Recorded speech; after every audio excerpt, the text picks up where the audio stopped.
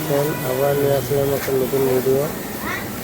এই গাড়িটা প্রবলেম হচ্ছে, সামনে মানে চালাচ্ছি যখন তখন ঠিক থাকছে, আর যখন গাড়িটা ব্যাকে নিয়েছি পিছনে তখন অতিরিক্ত জাম হয়ে আছে। দেখেন কত জাম হয়ে আছে, চাকাটা একদম হয়েছে না, কিন্তু সামনে একদম ফ্রি হয়েছিল। এখানে এবারকার ডিসের ওয়ারিংগুলোর এখানে মরিচা পড়ে থাকে, এই মরিচাগুলো ওয়াশ করতে হবে, কিন্তু সুন্দরভাবে ক্লিন করতে হবে।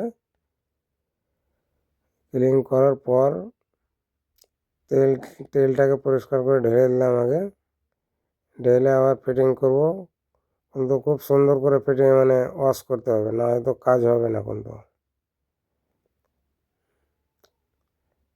আমাদের ওয়াশ করা ক্লিয়ার হয়ে গেছে। এবার তেলটা ঢেলে দিলাম, ঢেলে এবারকার পিস্টনটি সুন্দরভাবে বসিয়ে এবার গাড়ি ফিটিং করে দেখাচ্ছি।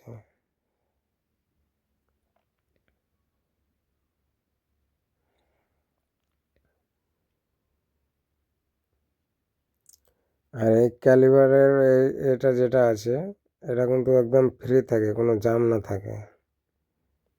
দেখেন এবারে কত মানে সুন্দরভাবে চলে, দেখেন একদম ফ্রি, যাকে বলে ফ্রি।